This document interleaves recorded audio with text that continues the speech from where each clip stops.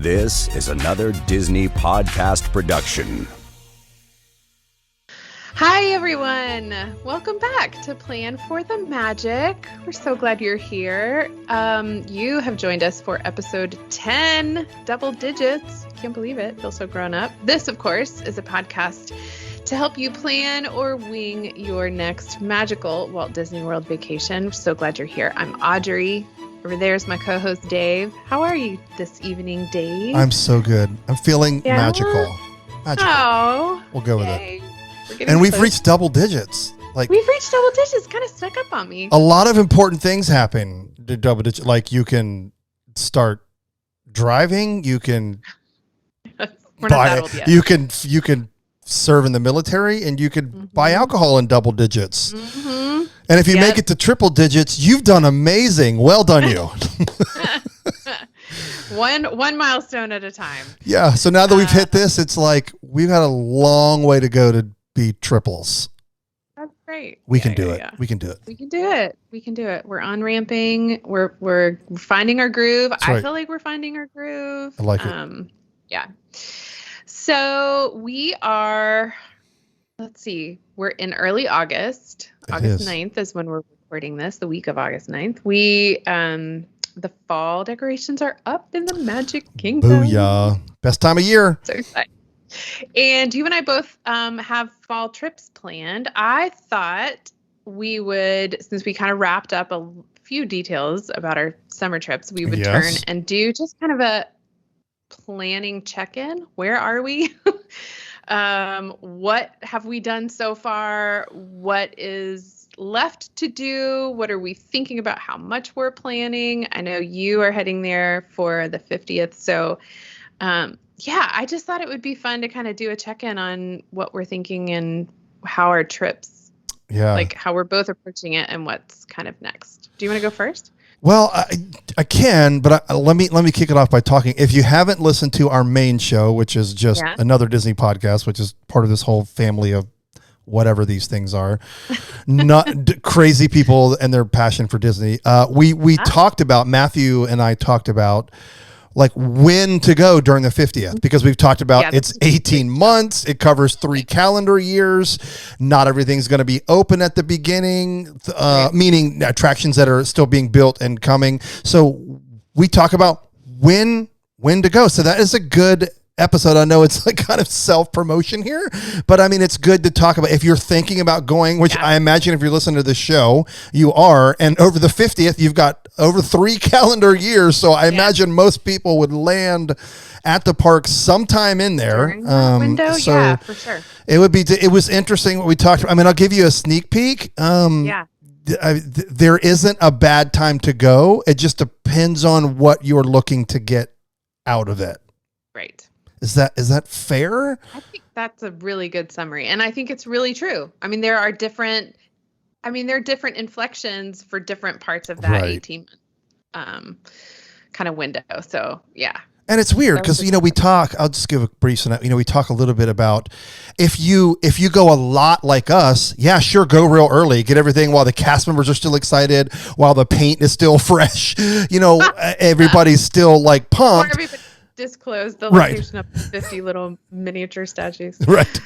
Or like maybe you only go once a year or once every couple of years. I would wait till like all of the new attractions are open so that'll feel like a whole different. I mean, we all talk about Disney's different every time you go, but having brand new attractions is going to make it, oh my gosh, there's all this new stuff to do, right? And so if you're kind of living in a hole, the things that will not be ready at launch as far as attractions is the Guardians of the Galaxy ride, the Moana Love of Water, Journey Through Water walk-through area, and then the Tron roller coaster. So those are 3 things that will be huge additions to Walt Disney World that are just that are going to be arriving sometime during the 50th. There's no bad time to go, but like for some people, it's like, hey, this is when I can get off and this is when I will have money saved up to go.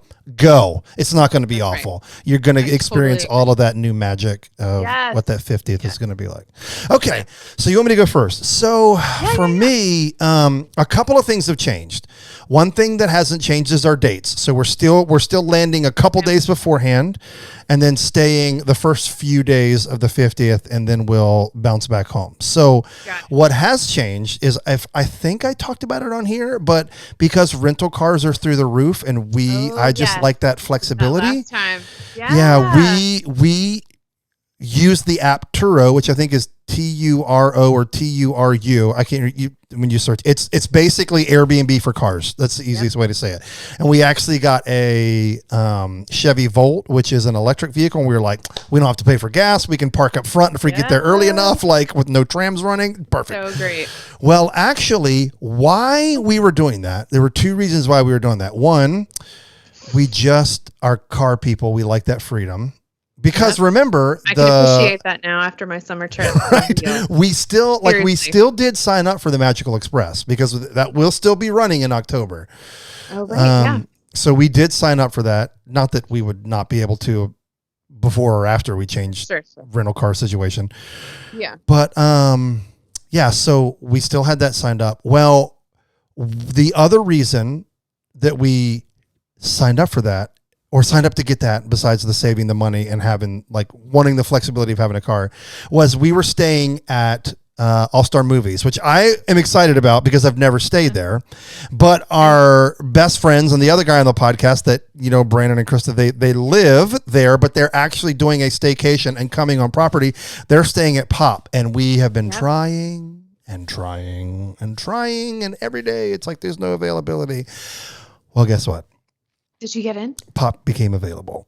What? Now, here's what's nuts. So the cost more for Pop was cheaper than having the rental car. Bling! So it worked out great. So now, when people are saying, well, you still don't have a rental car. Correct. Here's the why. Like I said, Brandon and Krista are local.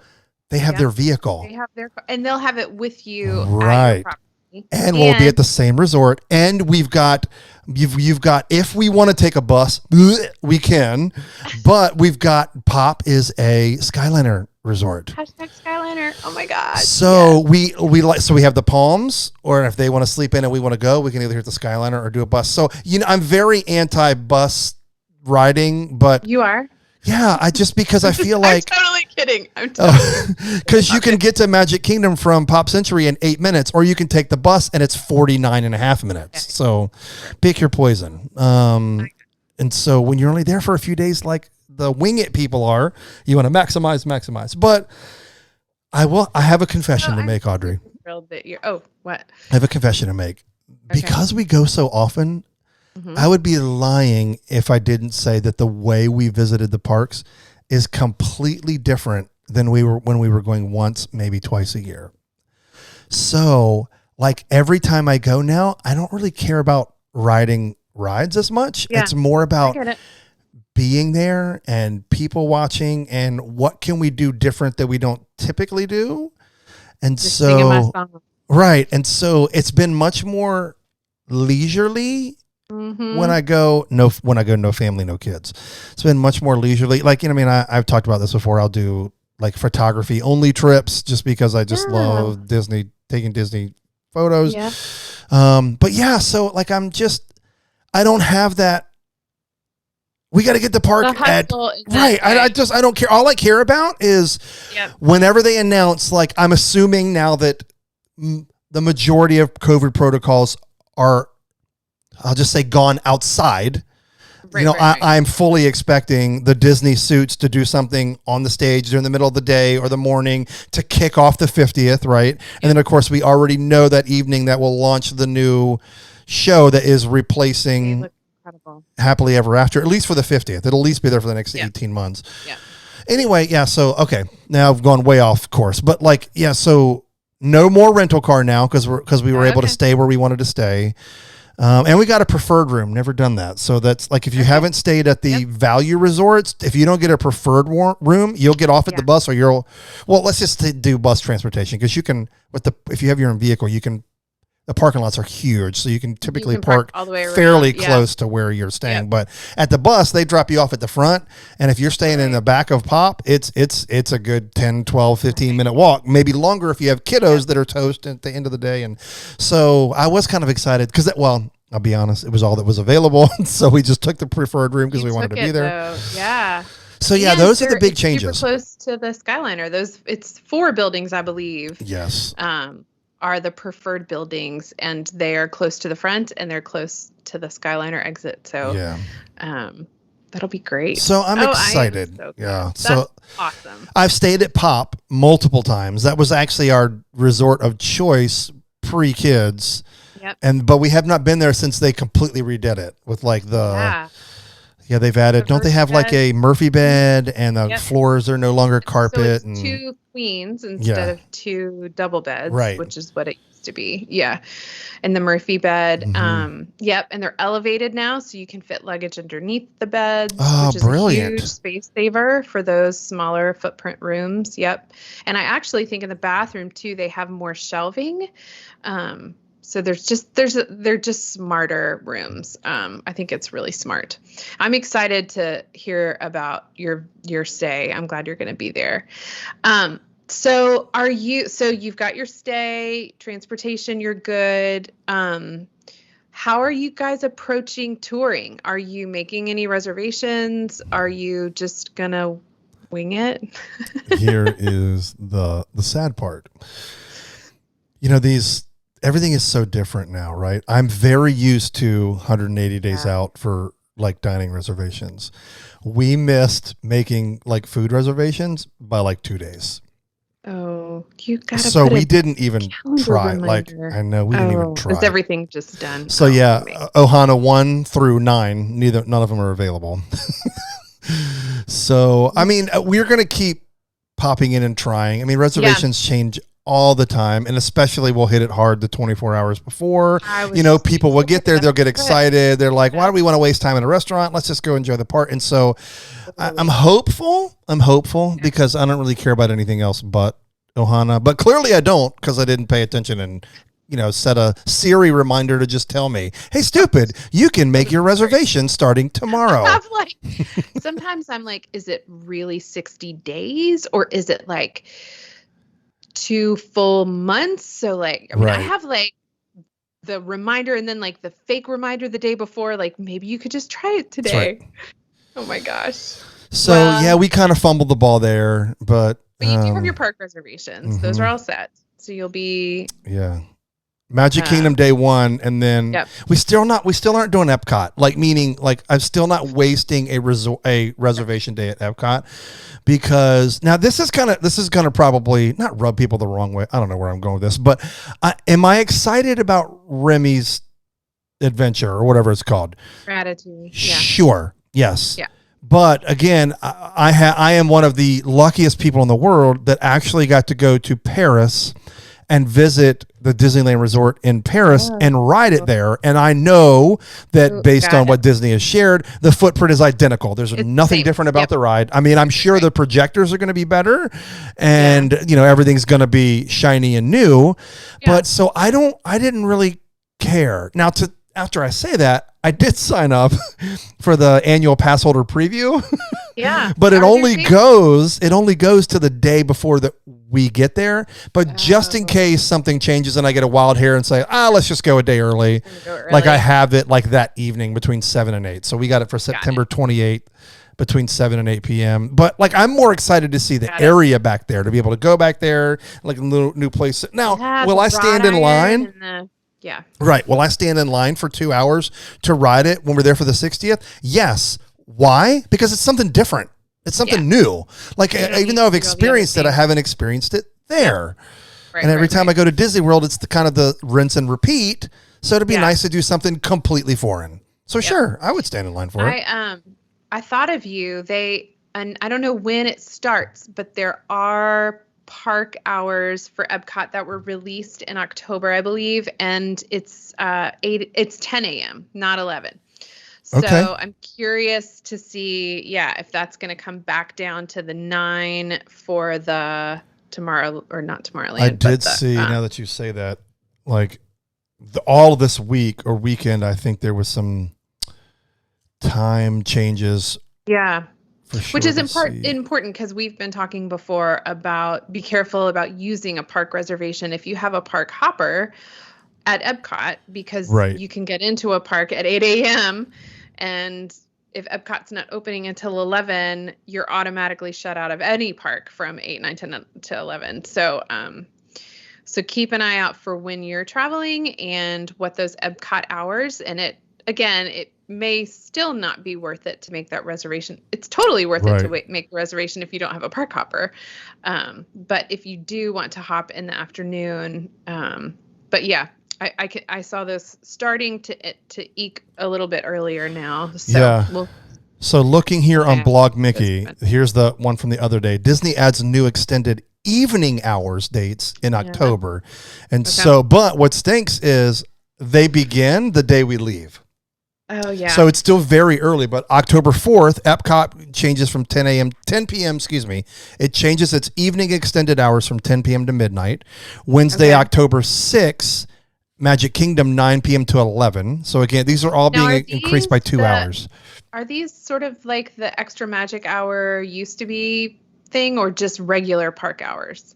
This is just for registered guests staying at Disney Deluxe Resorts. Yeah, got it. And Villa Resorts. Yeah. So, but they did because that hasn't started yet, right? They talked about that was coming, right? Yeah. And I think they announced it as part of the 50th that it would happen. And in case you're wondering, Pop Century is not a deluxe or deluxe villa.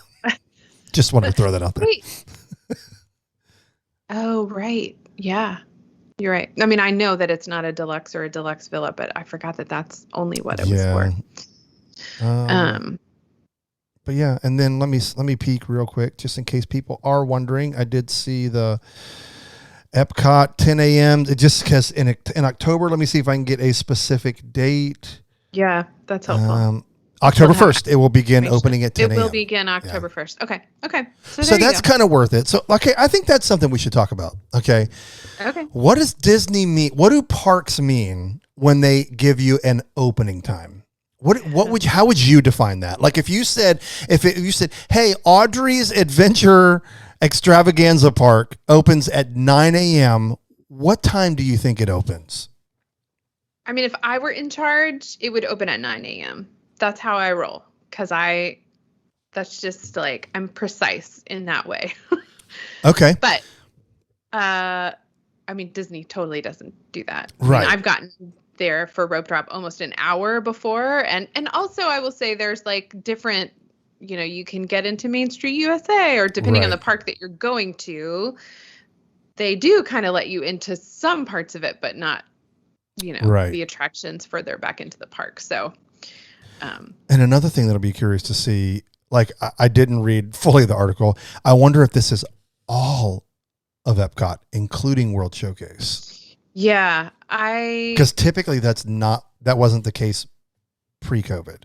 I don't think I've ever been when heard when World Showcase opens before 11. Right. Yeah. So yeah, it's they did open it all the way to.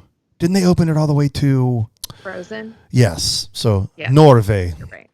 Yep. Now that's what I was like. I wonder if they do like France on one side and Frozen on the other, and whoever's like in between, you just have to wait till 11. Yeah.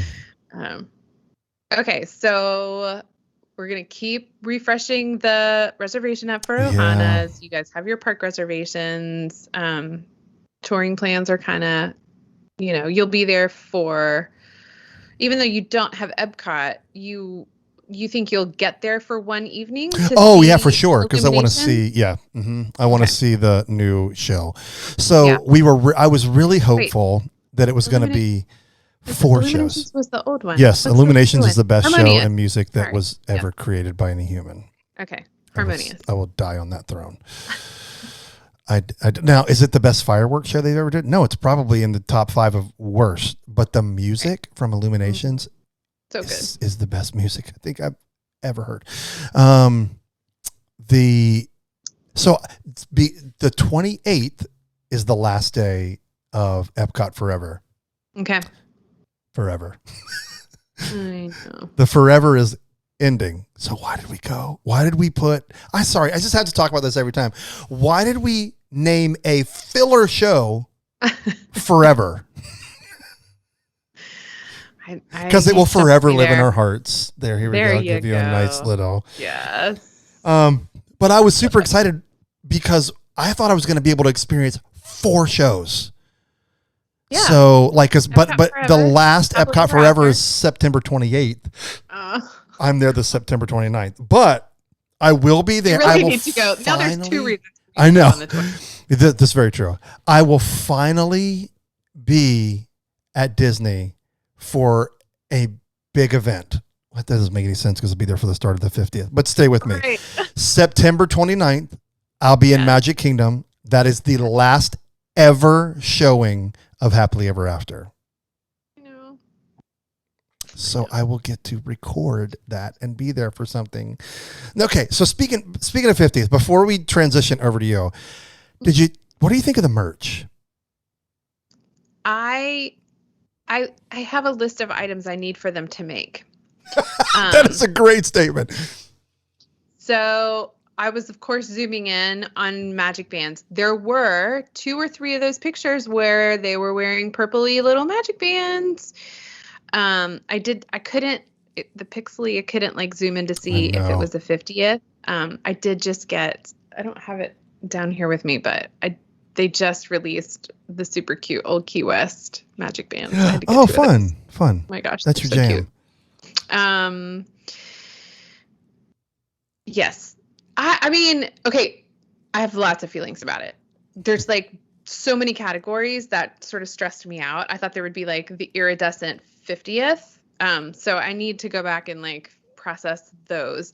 The vintage ones, when I saw that Mickey back scratcher, I had that Mickey back scratcher at my grandmother's house when I was like 8 years old. I could not believe my eyes when I saw that. That made me really happy. But yeah, I have lots of questions, and I'm just assuming those are like, I mean, they even said they were teasers and that there will be multiple things. I'm sure there's gonna be tons of stuff. You are such a positive Pete. I'm so proud of you. What? Positive. Okay, take a deep breath. What they shared was atrocious. It was atrocious. Here's what they need to do. Here's everybody who's designing at Disney, which you would think would attract literally the best people on the planet. Go look on Etsy. Please go look on Etsy and get some inspiration about making mind-blowing, eye-catching, head-turning merchandise. Please. And actually at Etsy, they already have some really cute 50th anniversary Thank stuff. you. The best thing that I liked, and then I knew immediately when I saw it, and like Matthew said it, Brandon said it, they were like, oh, that had your name all over it, was the like windbreaker jacket. It's like yellow and blue. Yeah. That is screaming my name, but it's so, I don't know how to say, like, it's just so, I want 50th everything. I mean, I just want, and I don't want them to go overboard. Let me put the camera on me. I want on my left breast, like, t-shirt, the castle thing, like with the, like what they're doing on the license plate. Yeah. Dude, like, just keep it simple. Don't put the flipping dates on it. Don't date everything Disney. Don't put like the 50th anniversary, 19 this to this to that. No, just put the logo. Just put a nice pocket logo. Sell it for $28. You won't be able to keep them in stock. I promise you. I don't know. They will. I think they will. I think what they shared was like these high design pieces, and that they're going to have that stuff. They're going to have the mug with the 50th logo on it. I think they'll have that. Design is a relative word. Again, I thank you for being a positive Pete. I'm so not. I don't know. I'm just like, if you see me wear a Disney shirt, be patient, my friend, on our show, The only shirts that are like from Disney, I have like one or two t-shirts, and then like the button-ups I've always liked. Like I have an orange bird button-up, and then I have just a button-up with Mickey's all over. Almost everything else is from like Kohl's, Hot Topic. Big Secret. Hot Topic has some excellent Disney. Like I got that. Have you seen that Cuscotopia shirt that I have? Oh yeah. Like that's Kohl's. Bruh, that shirt is amazing. That is a whole like groupie following from that film. That people like. I wore that to Disney. Yeah. Every single attraction that I went on that a cast member spoke to me commented on my shirt. No kidding. Yes. Oh my gosh. Hello, McFly. Like it's a. So I know. I'm just being kind of snarky at the same time, but I just wish they would do something. Wow. My clothing conundrum is and we will have a whole episode on all these extra things I do for my family when we do Disney vacations. But one of the things I do is the boys get new Disney pajamas. So that's the first gift they unwrap once we get checked in to our resort. But our oldest is like in a size 12, and it's almost impossible to find like tween Mickey Mouse pajamas. It's all Marvel, which is great. Star Wars, all of that is terrific. I mean, but like the straight up Mickey, it's basically, especially on Shop Disney or even other places, it's like through age 10 or maybe 11, and then it's like men's. So I don't know what I'm going to do. I'm really like, I have now a few months to figure this out. Okay. Speaking of a few months to figure this out. Deep breath. Here we go. I know. We made the super lousy decision to bump our October trip to the spring. Oh no. What happened? No. Honestly, we thought both of our kids would be vaccinated by the time we would go. And we went this summer, and we definitely felt like Disney was doing a terrific job managing around COVID. We had a great time. We could totally do it if we wanted to. But I think not having that to worry about just ended up making it kind of an easier decision for us. Sure. And we'll be able to drive if we go during spring break. I'm a now car converter. I mean, it's a lot cheaper. Yeah, it really is. And actually, we have a separate non-Disney. We're taking the boys out to a couple national parks out west next summer. Whoa, where are you going? We're doing Rocky Mountain National Park and Yellowstone and maybe, oh my gosh, what's the one just south of Yellowstone? It's by Jackson Hole, the Grand Tetons. And then over to the Black Hills in South Dakota. It's like a triangle. Anyway. So are you flying there and then renting like an RV or? We're going to fly in and out of Denver. So I think actually I can transfer and use the flights that we were planning on. I mean, it's not going to, it costs way more to fly jealous. to Denver than Orlando. If I didn't go to Disney World every other year, we could take a trip like that more frequently. But yeah, how old are your kids? They will they're winter babies, so they're almost. Hold on. 10 and 12, 7. They're almost 9 and almost 9 and 11. 9 and 11. No, 8 and 11. Oh my gosh, no, 9 and 12. They're almost 9 and 12. Oh my gosh. Yeah, that feels right. Yeah, so we're at 6 and 10, and so we're just like, it's still too early, but I'm dying. Yep, totally. I'm dying to go. Yeah. Oh my gosh. I'll let you know how it goes. We'll see. I'm excited. I mean, I'm excited to have both of those trips now next year. I think it will be, we're just going to travel a lot in 2022, hopefully. But I will say this has been, so I'm kind of a novice DVCer over here. And this trip in October was going to be our first full DVC trip when I purchased our contract in March or April. Shout out to my girl, Raylene Rydell, who was my DVC person at Disney. She's amazing. And when you purchase your contract, they basically, for your first trip, they have basically like a hold on some reservations so you can kind of pick wherever you want to spend your first vacation. So great.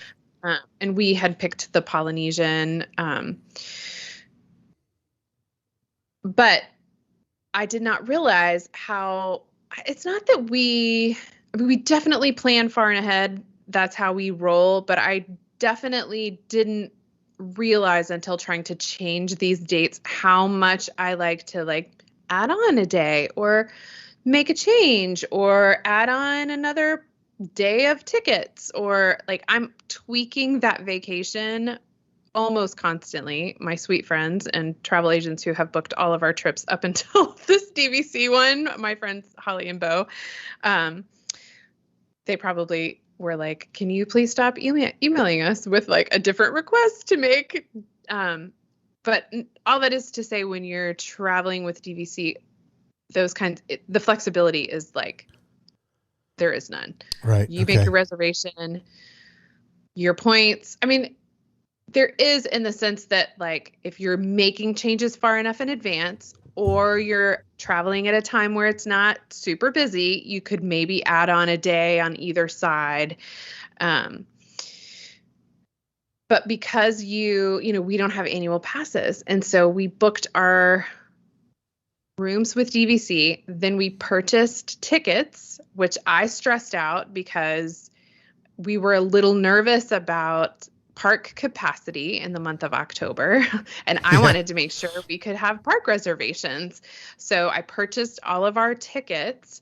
So anyway, it just has been a little tricky of unwinding all of that. We ended up booking our trip. And actually, here's a little bit of a tip for spring break travel. Okay. Not every year. So I think I mentioned this before, but Easter this year is quite late. And when that happens, the spring break crowd tends to thin out over more weeks, right? So when Easter is earlier, there are more schools that align their spring break right on Easter. And it's usually very busy the week before Easter anyway. Right. But because Easter's a little bit later, there's a few extra weeks. So right now, we had to change our reservation to Old Key West, which is great. I mean, we are huge fans. That's why we bought there. Right. If we want to try to get reservations back at the Polynesian, we will make those.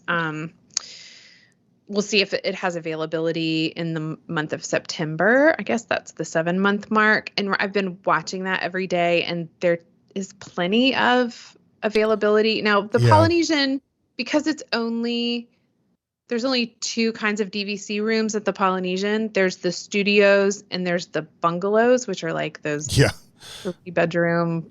Picture Bali, but at Disney World. Yeah, totally.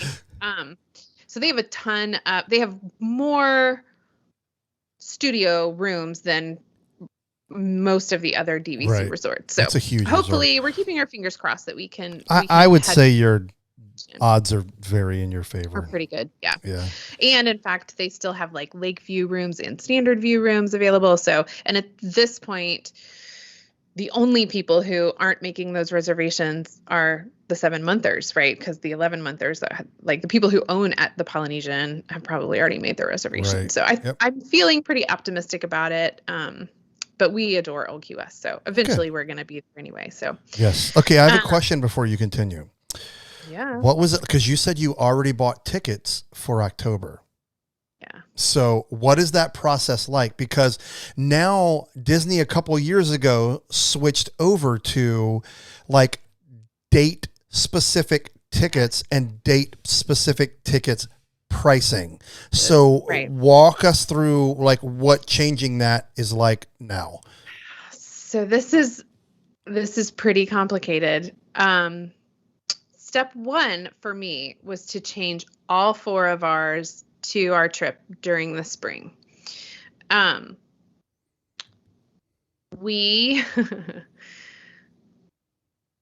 Those dates are fine. I think it was an extra $50 or something. So I didn't lose any, but if I had gone from, let's say, a 5-day ticket in the fall and I wanted to do a 5-day ticket in January where those 5 days are cheaper, I can move that ticket, but I lose the difference. Right.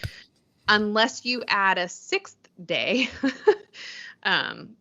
you just, which you would love to do, but then you would like the accommodations because of DVC becomes so you got a whole lot of moving parts. It's really different than calling your friends who are travel agents and putting down a $200 deposit and then tweaking it all you want until you get to the 60-day mark or 30-day mark and then paying your balance. Right. So so that is fine. I'm all settled with that. But the lingering, our annual pass is going to happen. Are we going to do this? Andrew and I still have our adult only trip booked for January and I don't have any tickets. So the whole point was we were going to assume annual passes were coming back. And when we traveled in October, we were just going to upgrade his and mine to annual passes for our January trip. So I think what's going to happen is I move our trips up to January, just his and mine for our trip. And then we would convert them to annual passes when we go then, and then make park reservations that align with our DVC stay in April. So anyway, that probably made 0 sense. I didn't really. But it's a whole thing. It's just a whole thing. Clearly as I meant to. I will listen to this after we post it, and I will make notes about how to talk more clearly about it. Well, it's hard because it's just so different now, and it's so complicated. And you've said for multiple episodes on the show, you're just ready to buy annual passes, and so having to do these silly things and then hopefully convert them later or when. I mean, now we know they're coming. Disney hasn't said when, so later. If you haven't heard, Disney has announced, we'll call it an announcement, we'll call it a vague mist. Really do keep doing this. I know. We have an announcement coming about a thing. Yes. So later in August, they will give more details about when annual passes are coming back. Now, don't ask, is it going to be different? No idea. I still find it hard to believe with coming out of the pandemic, Walt Disney World not being so much a locals / annual pass park as Paris and Anaheim.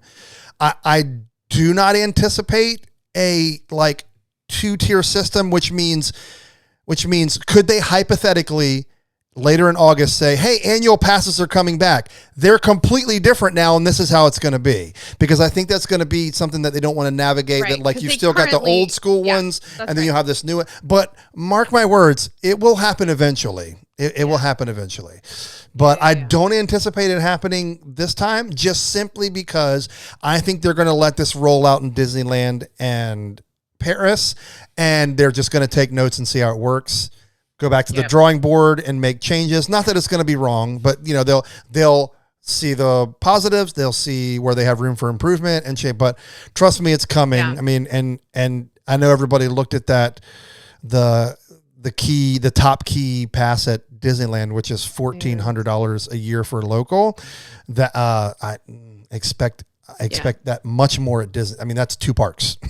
You have 4 parks here, and I would say 1,800 to 1,900 minimum. I'd love to be wrong. That's good. Yeah. I mean, I think we're holding everything really loosely.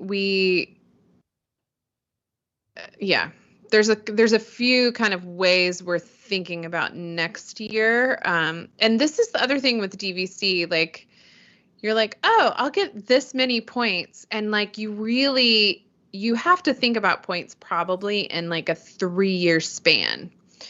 What am I using this year? What am I likely to use or not use the next year? And then do I bank them into the 3rd year, or do I upgrade this year and borrow them? Right. Right. So there's, there's always math, but this is the kind of stuff I love. I love thinking about trips. I love thinking about where we're going to be.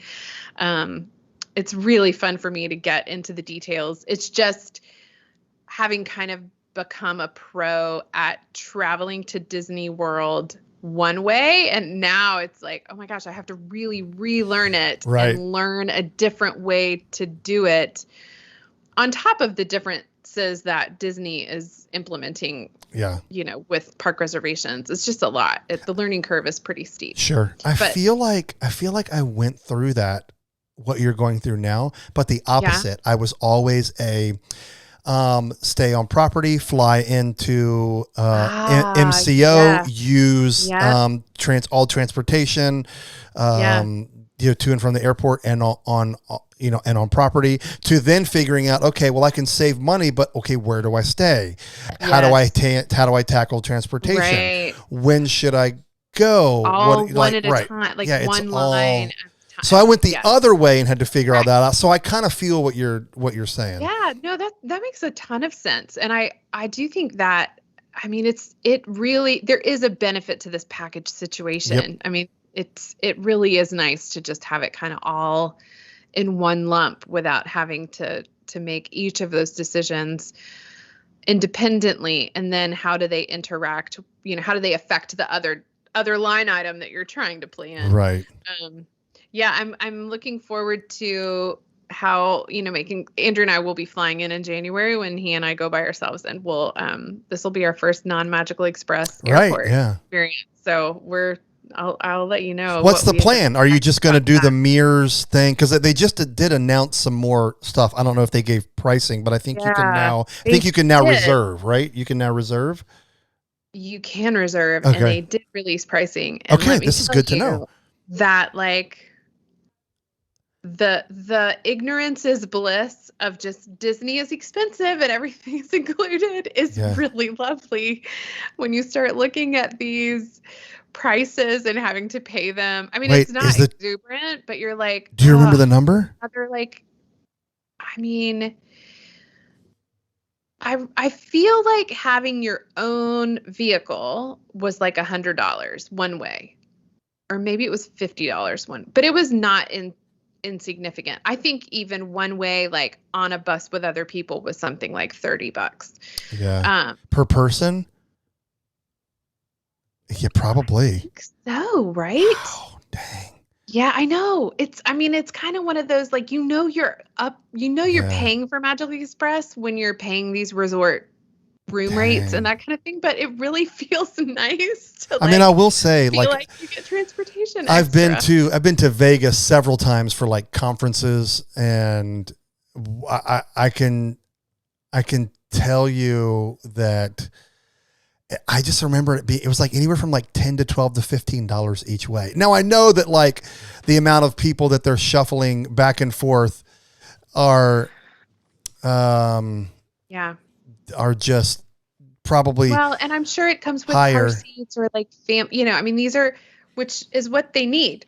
They need to have, or some, I guess if it's a van or a bus, they don't need car seats in there, but if it's an individual car, I'm sure they will have that kind of stuff available.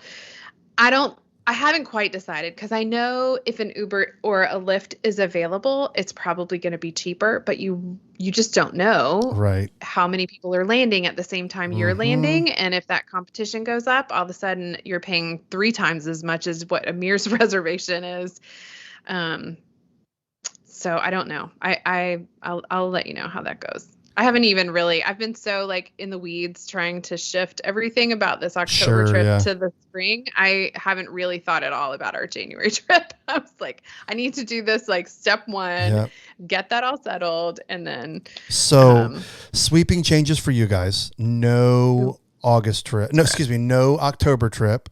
But switch to January. And then you guys are back January as a couple, family spring break. Family spring break, and then maybe family at Christmas. This is also like the annual If we do it, have y'all done Christmas? No, Dave. Can you? I mean, and this we would do like a 1-bedroom villa at Old Key West. We would drive. We might even have to take one of our Christmas trees and put it up in the room. Like, we would do the whole thing. I mean, it's magical. I love Halloween. I love the fall. Oh, totally. But like I always compare it to parties. Is Christmas amazing? Oh my gosh, yes, it's amazing. But to me, like having done Very Merry Christmas Party and Mickey's Not So Scary, Mickey's Not So Scary. It's like so cool.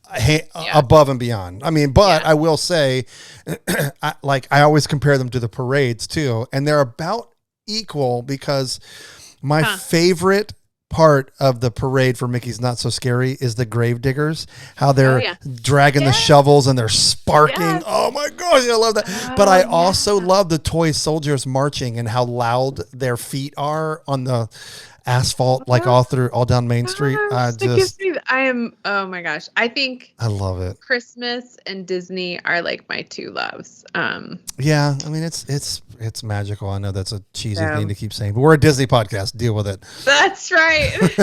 We'll see. I don't want to get too far ahead of myself. One trip at a time. But you got to do it. Yeah, I mean, all this will, if those prices for annual passes come back astronomical, will be like, great, Andrew and I are going to have a resort-only trip in January, and we're going to go once next year. I love it. So cute. Okay, sweeping changes. Thanks for the second. Yeah, big changes for both of us. But I'm sorry your dates moved. But if it works out, if it's working out better, great. I think it is. I'm excited about it. All right. Thanks for the chat. Yes. We'll check in later. Yeah. Right? See you in a couple of weeks. All right. Bye. Later.